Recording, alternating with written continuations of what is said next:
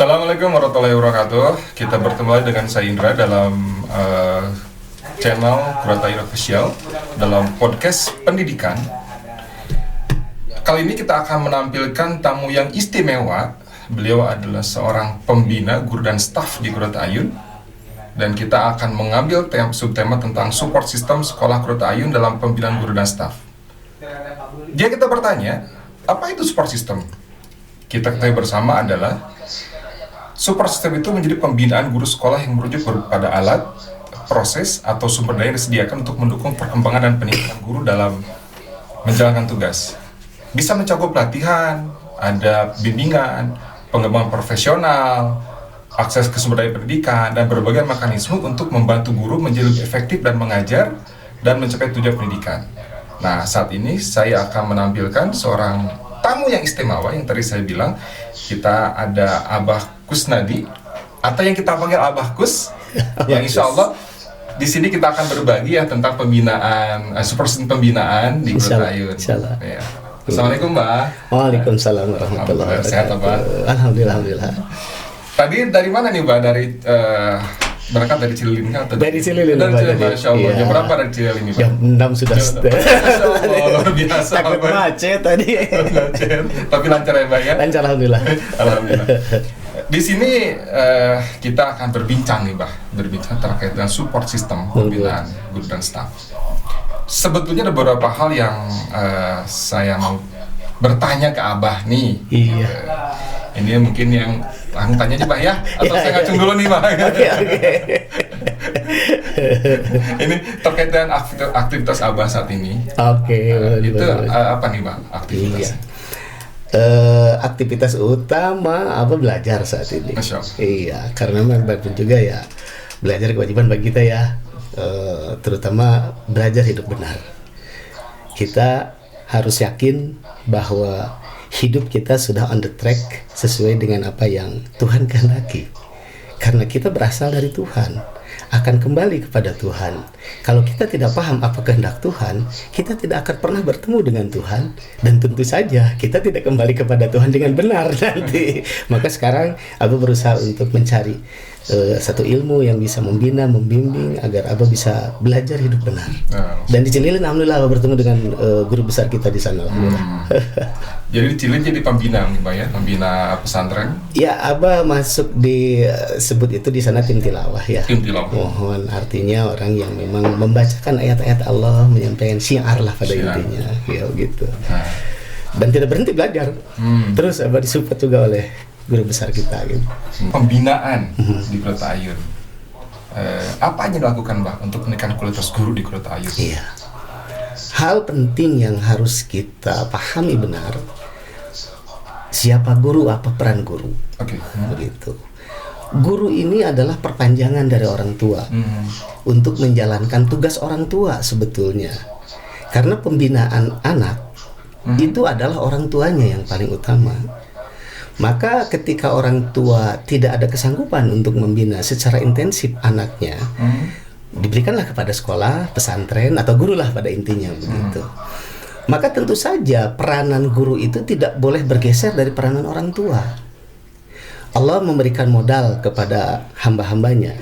Wa nafsi wa ma sawaha. Setiap nafs ada sawahanya, ada modal yang Allah berikan begitu. Tetapi modal yang baik dari Allah ini nanti akan menjadi Majusi, menjadi Nasrani, bahasa begitu dalam bahasa hadis ya. Ya artinya menjadi apapun anak tersebut nanti ke depan itu bergantung pada bagaimana orang tua memperlakukannya. Nah, di sisi ini orang tua harus betul-betul memahami tugas dia. Ketika dia akan memberikan peranan dia sebagai pembina kepada anak, seperti seorang Zakaria membina Maryam, begitu.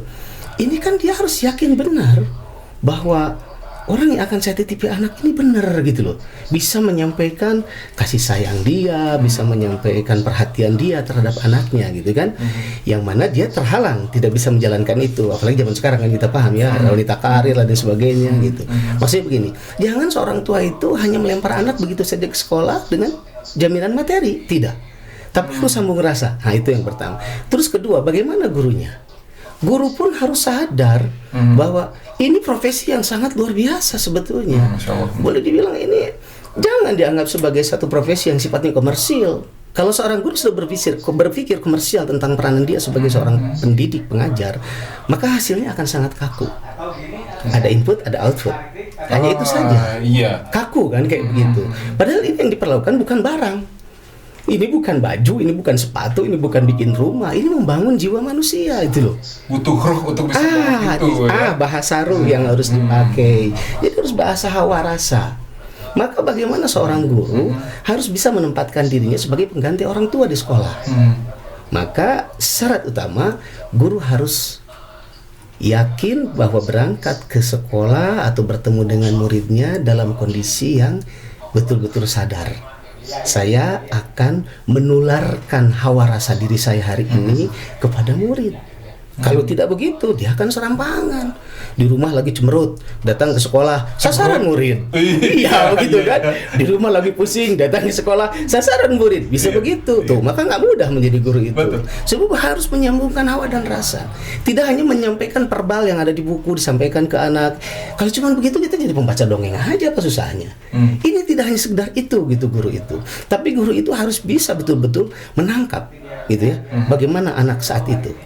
Dan dia harus yakin bahwa dirinya sudah siap dengan apapun keadaan, saya harus tetap sebagai yang terbaik di hadapan si murid, sebagai bantu orang tuanya. Maka dia menangkap, ini anak kelihatan lagi sedih.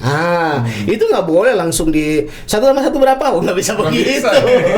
Ditangkap dulu tuh hawa anak, kayak gimana hawanya nih anak nih, dirasakan oleh kita bagaimana yang sedang dia rasakan. Apa dia sedang sedih, dia sedang kecewa, nah beri waktu dulu untuk kita nyasar lah istilah nantinya, nyasar menyusuri rasa anak tuh kayak gimana sampai ketahuan, oh ini anak lagi begini nih, ambil dulu oleh kita, tanya dulu baik-baik, keluarkan dulu, dipancing dulu supaya tumpah.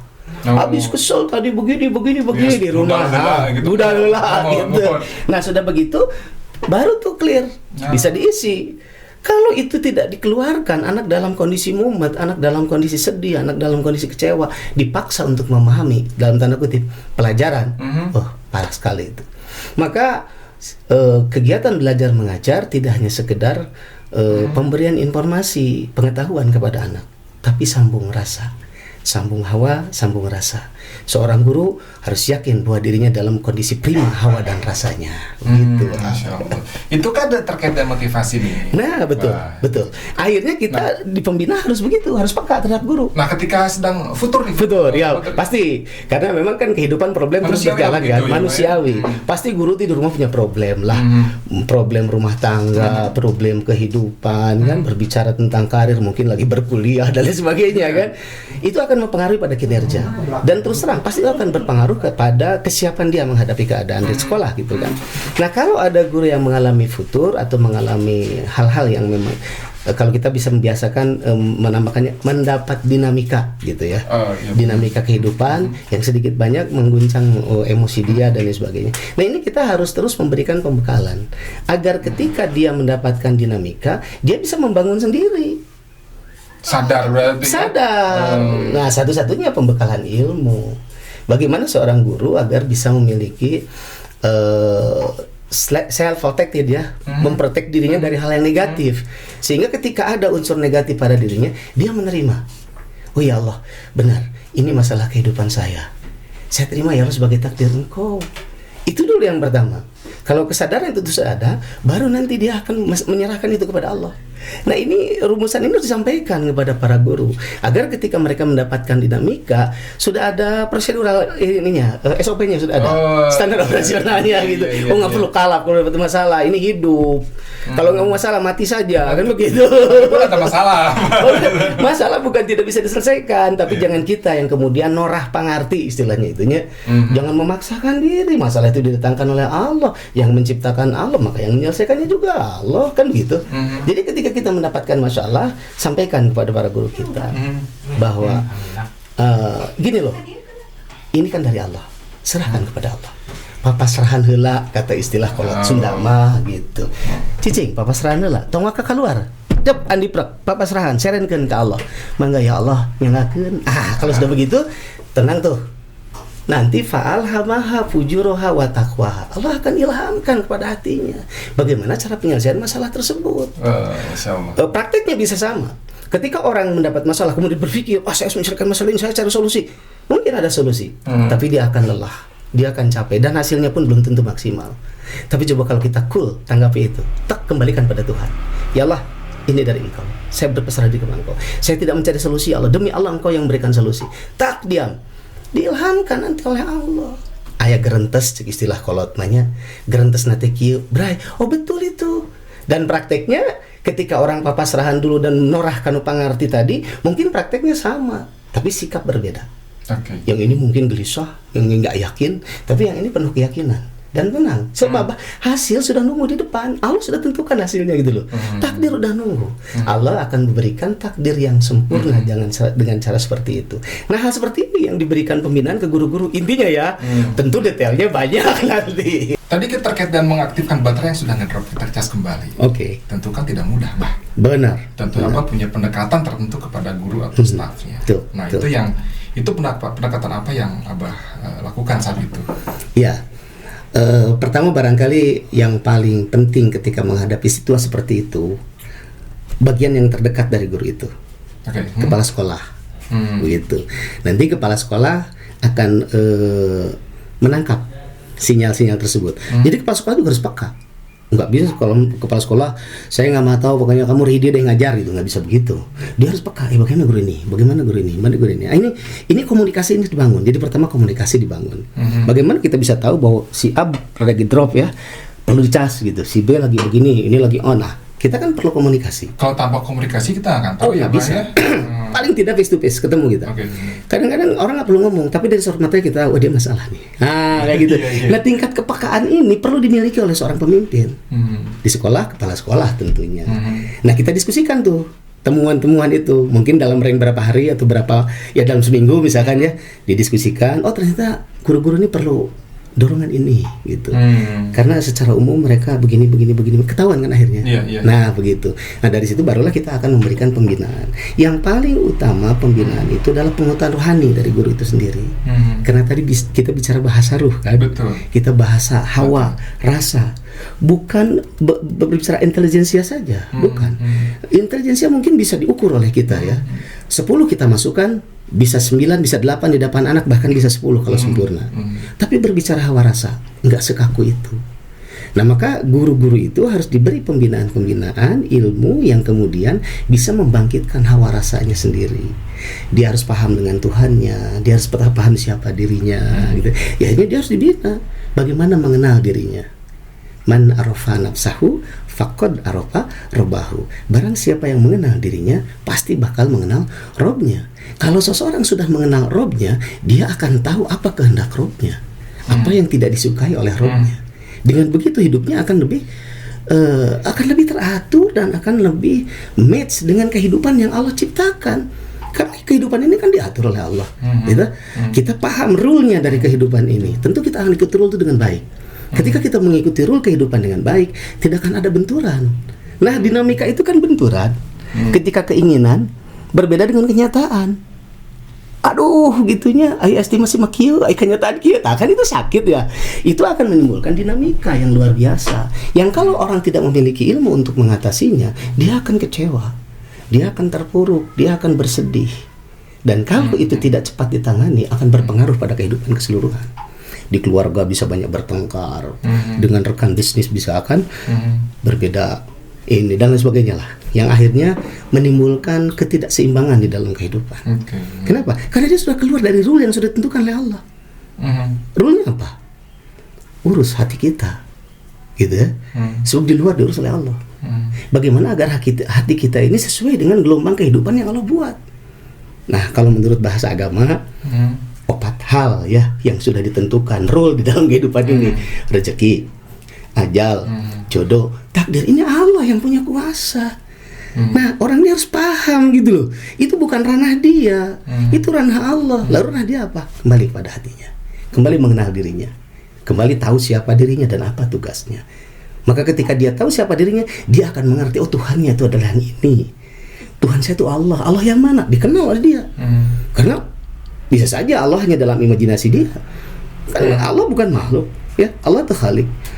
Allah itu mukhalafatul hawadis, tidak bisa disamakan dengan makhluknya. Maka ketika kita mendengar kata Allah, kemudian ada imajinasi tentang Allah, berarti itu masih salah. Tidak boleh ada imajinasi tentang Allah dalam diri seorang manusia gitu. Kenapa? Allah tidak bisa diimajinasikan gitu. Nah, hal-hal seperti ini harus ditanamkan, harus dikenalkan, harus diajarkan kepada para guru, para pengajar, agar apa? Agar nanti dia di dalam menghadapi problematika pendidikan, dalam menghadapi anak, tidak keluar dari situ. Hawa rasana teh kanyaah jeung kadeudeeh gitu. Nah, itu istilah dadenya. Memang menjadi PR yang berat kalau saya lihat ya, Bah, ya, antara pemahaman materialistis. Oh, betul. Itu kan berbenturan langsung.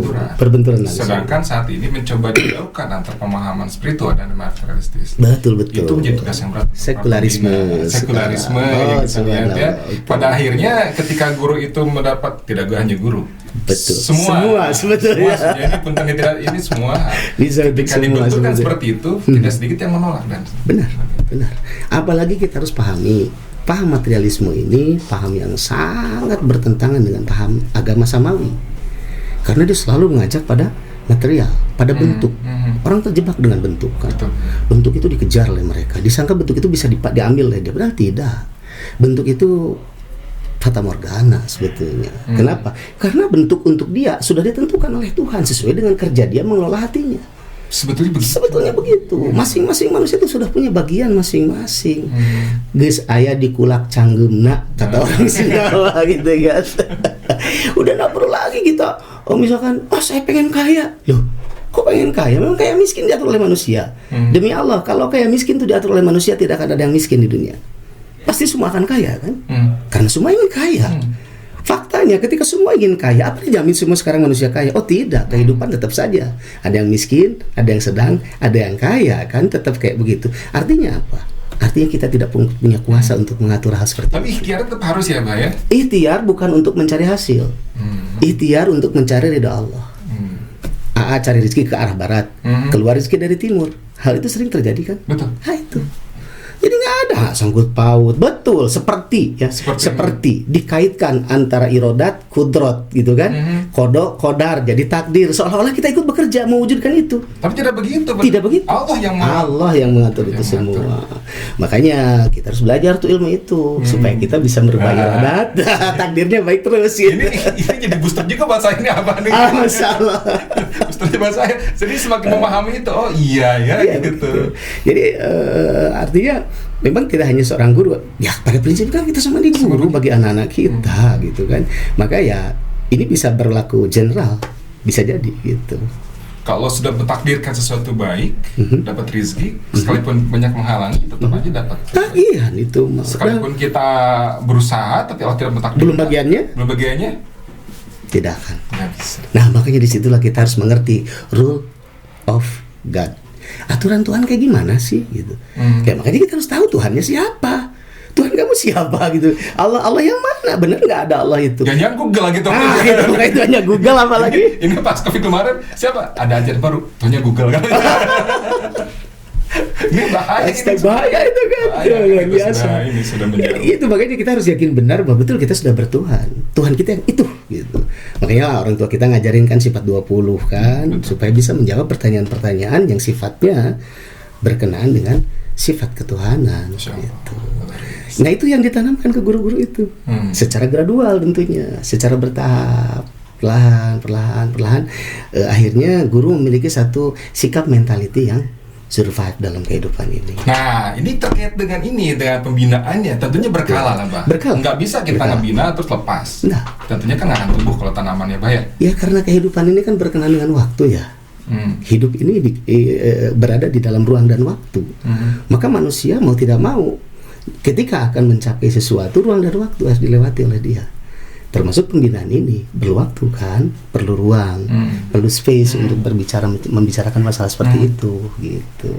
Iya. Nah, untuk di Kota Ayun kita waktunya berapa bulan untuk per minggu sekali, Mbak? Sebulan 2 kali secara Sebulan 2 intensif, tetapi ya dalam waktu-waktu tertentu ya sifatnya konsultatif. Kita selalu dengan Bapak Ibu Kepala Sekolah, Bapak Ketua Yayasan selalu kita usahakan membangun komunikasi ini sesehat mungkin gitu ya. Karena khawatir juga nih, Bah, kalau misalkan dibina semangat nih lagi Iya, tinggi, iya. ternyata pas tiba-tiba tengah jalan kita lupa los ngebina.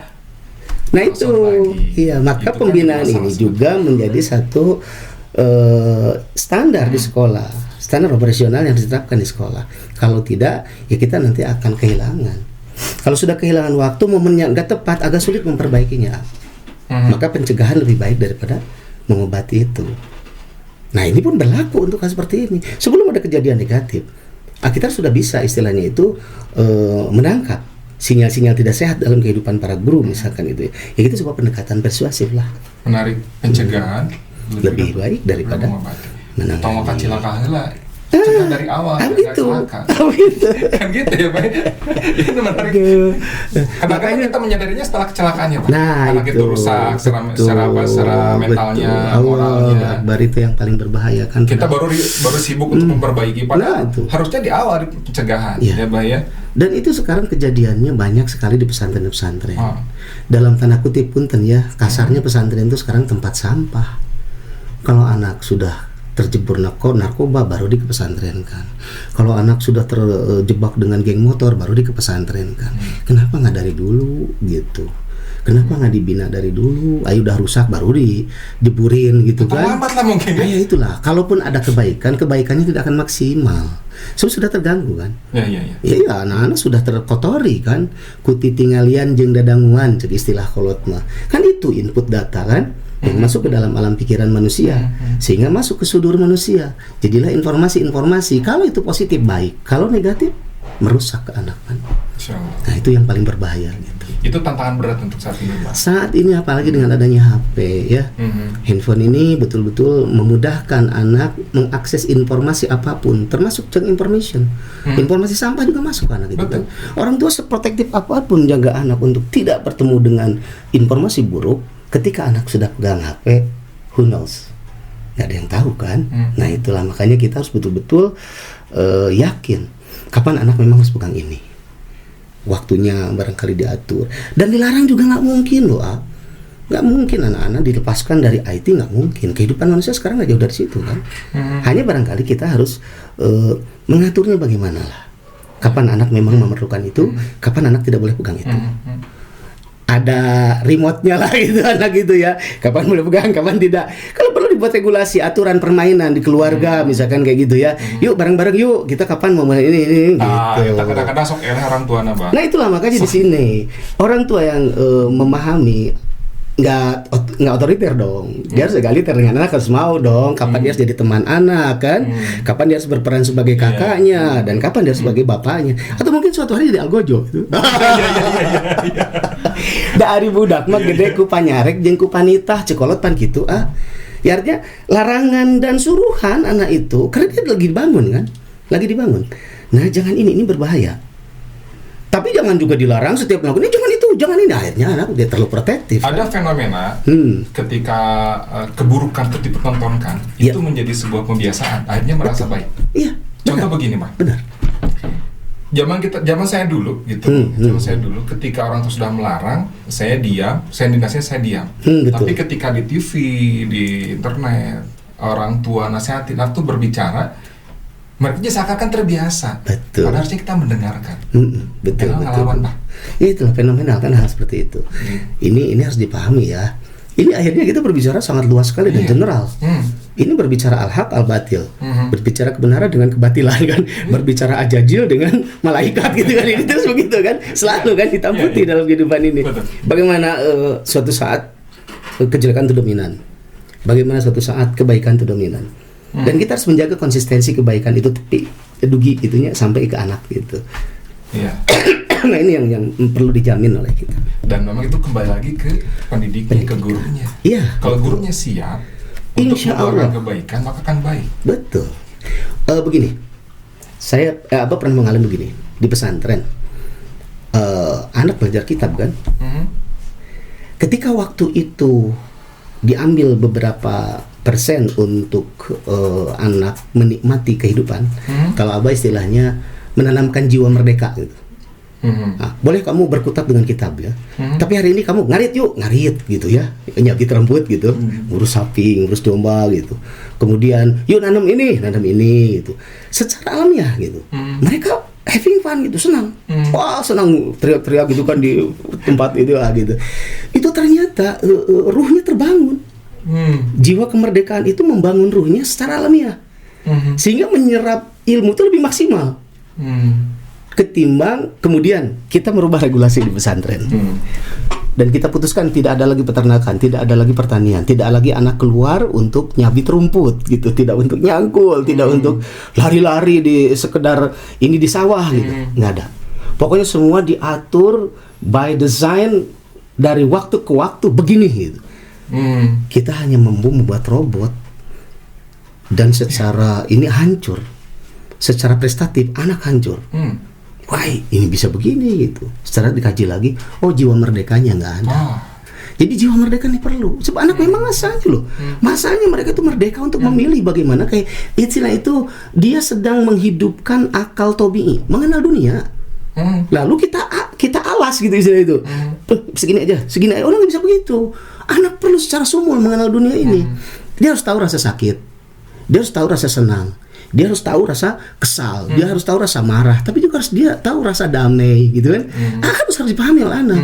Dan mereka boleh memilih. Oh, saya kemarin kalau begini loh efeknya, gak enak. Daripada dikasih tahu sama kita. Oh, itu lebih kena. Anak kan lebih mendapatkan pelajaran besar itu. Nah, lebih kurang situasi alamiah ini yang harus dihidupkan di sekolah. Mungkin insya Allah di Qurrata A'yun pun akan diterapkan seperti itu. Sehingga anak tidak ada yang istilah kamu anak brilian, kamu anak ini enggak. Tapi kita tahu bahwa anak ini brilian gitu loh. Artinya nggak diomongin, nggak kemudian dideklar gitu ya, sehingga anak tuh terjadi perbedaan. Oh ini kamu begini, ini kamu kekurangan, ini kamu kelebihan. Oh nggak begitu. Kita perlakukan mereka sama, tapi kita catat. Oh ini anak ada kelebihan. Oh ini anak ini. Tata nilai mana yang harus standar dimiliki oleh anak? Bukan didoktrinkan, bukan. Tetapi disampaikan dengan kasih sayang, sehingga mereka pun akan merespon dengan kasih sayang juga. Nanti sehingga yang lebih besar akan membimbing adiknya yang lebih kecil gitu. Kakak kelas akan membimbing adik kelasnya. Maaf, orang-orang yang berkebutuhan khusus misalkan tidak perlu dipisahkan. Satukan saja, itu Allah yang menciptakan kok. Adapun misalkan nanti bagaimana anak-anak bersikap, disitulah kita orang tua mengarahkan. Nggak boleh diskriminatif. Itu Allah yang menciptakan. Bersyukurlah kita diciptakan begini. Dan teman kita perlulah dibantu oleh kita. Kita dukung, kita gitu. Jadi akhirnya kehidupan itu harmonis. Nggak ada apalagi bullying nggak ada itu. Oh jangankan yang berkebutuhan khusus, kalau dibully mah yang normal juga jadi rusak akhirnya. Itu yang paling perlu. Itu yang paling penting di sekolah barangkali. Kenapa? Karena sekolah ini representatif orang tua. Orang tua lah yang sebetulnya punya kewajiban gitu kan. But no just money. Tentang masalah materi berarti. Bukan dong. Kalau tentang uang. Iya, ini sekolah bukan pasar. Kalau di pasar boleh lah ibu bapak begitu ya. Ini sekolah pak. Ini sekolah bu. Ini gitu. anak ibu nih. Ini anak ibu nih. Bukan barang dagangan. Masa lepas aja, emang kambing dilepasin gitu. Allahu Akbar. Memang rata-rata begitu pak. Bukan pak. Sebagian ada di antaranya itu fenomena modern. Iya. Betul gitu.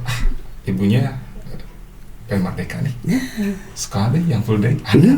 Ada. Biar nggak pusing deh ngurus anak, gitu kan? Ada. Cari yang full day. Bayar berapa pun gitu. Itu menjadi baik. Nah, sebetulnya itu kan. Sebetulnya begitu.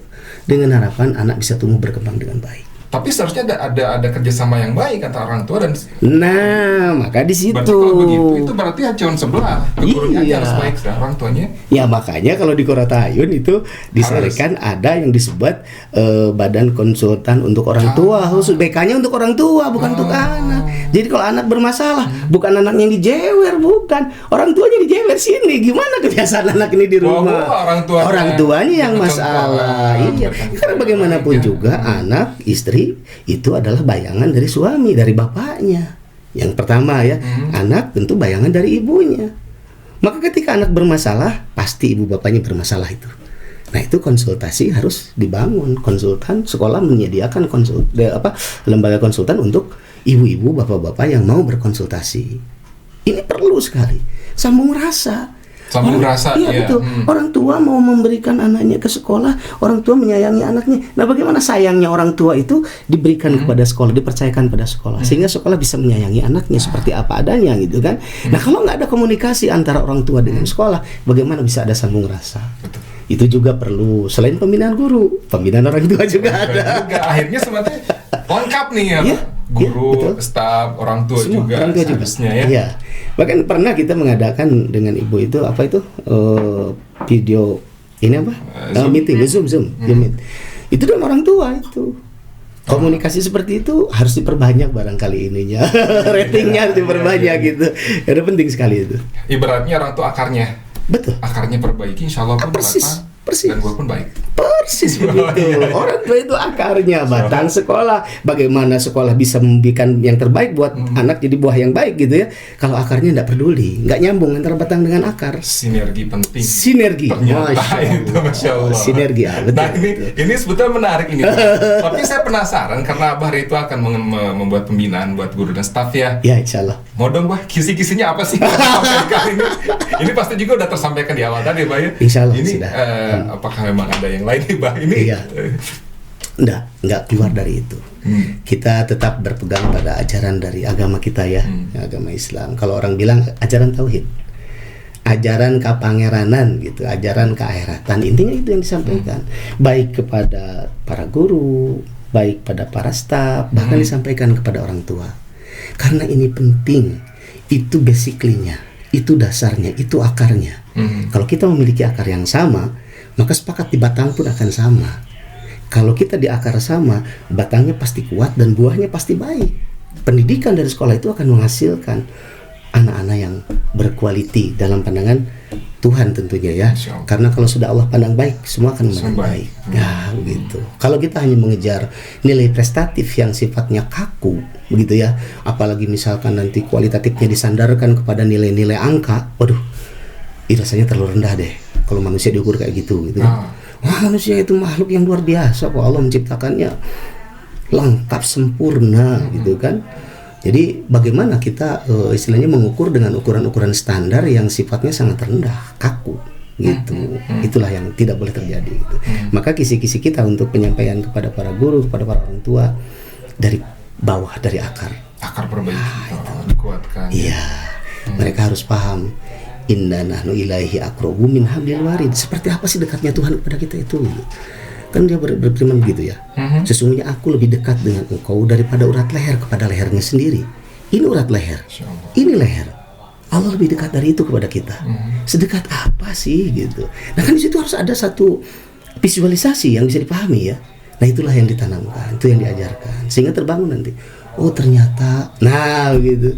Oh iya ternyata Allah tuh begini. Oh Tuhan tuh begini, sifat-sifatnya begini. Oh iya, kalau tidak ada sifat ini saya tidak mungkin begini. Nah itu akan nyambung nanti. Nah kalau itu sudah tersambung, dengan sendirinya nanti hawa rasa terbangun. Dan dia, para guru tadi, para orang tua tadi, siapapun yang mendengarkan ilmu ini gitu ya, dia akan menghadapi kehidupan dengan survive. Tahan. Tidak akan ada kanker dalam kehidupan, tidak akan ada wabah dalam kehidupan, tidak akan. Karena apa? Karena setiap ada serangan, jangan lupa unsur di luar ada setan ya. Minal jinnati wan nas. Yuwaswisu fi sudurinas minal jinnati wan nas. Itu kan itu fakta itu udah bisa di. Nah, ketika misalkan sudah dibangun dengan dasar ilmu ini, ketika ada serangan-serangan seperti itu bisa mengantisipasi sendiri. Udah kuat. Jadi kita nggak usah repot. Nggak usah repot membawa ke rumah sakit, nggak usah kita repot mengobati ya. Wah kamu udah jatuh nih, kamu keseleo, nggak perlu begitu lagi. Kenapa? Saya si guru udah tahu, udah paham. Jangan kesana nanti keseleo, jangan kesana nanti terjatuh, jangan kesana nanti kamu kena panas. Nah ini udah paham. Mereka sudah memahami dengan adanya ilmu ini. Dengan begitu mereka akan lebih survive, dan kalau mereka survive dengan hawa rasa yang baik sampai ke kelas berhadapan dengan anak, insya Allah indah itu. Insya Allah, Mbak. Insya Allah. Subhanallah. Subhanallah. Ini sebetulnya kalau kita akan bahas lebih banyak. Sebetulnya banyak yang mau saya tanyakan, Mbak. Ini, Pasti.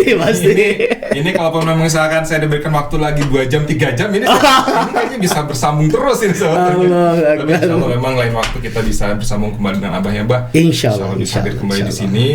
Bicara lagi tentang masalah ruh Ya. Kimaya. Iya. Nah, untuk teman-teman dan sahabat-sahabat Qurratayun yang dirahmati Allah, mudah-mudahan apa yang kita sama hari ini bermanfaat buat semuanya. Amin. Dan sebagai penutup, mungkin Abah bisa bantu untuk penutup terakhir kata-kata sebelum kita tutup nih, Bah. Iya. Itulah yang terpenting bagi kita sekarang adalah kita mengenal diri kita, supaya kita mengenal Tuhan kita. Tuhan yang sebenarnya Tuhan kita, bukan Tuhan imajiner yang dihadirkan oleh kita ketika kita lagi suntuk, ketika kita lagi berat, ketika kita lagi sakit, baru kita berteriak kepada Tuhan. Tapi Tuhan yang selalu ada, gitu. Hatur nuhun Bang, jazakallahu khairan. Amin. Demikian podcast kita hari ini bersama dengan Abah Kus. Insya Allah lain waktu kita akan semua kembali. Mudah-mudahan Abah sehat ya, Bah ya. Amin. Ada waktu lagi kita bisa membagi ilmunya lagi bersama kita. Amin. Dan Insyaallah. jangan lupa like, share, subscribe, dan komen di kontennya di channelnya Qurratayun Official. Assalamualaikum warahmatullahi wabarakatuh. Waalaikumsalam warahmatullahi wabarakatuh. Alhamdulillah. Hatur nuhun pisan. Sami-sami. Sesungguhnya rizki itu akan mendekat, tapi apakah dirimu pantas menerimanya? Mungkin kau tak tahu di mana rizkimu, tapi rizkimu tahu di mana dirimu. Mungkin kau tak tahu di mana rizkimu, tapi rizkimu tahu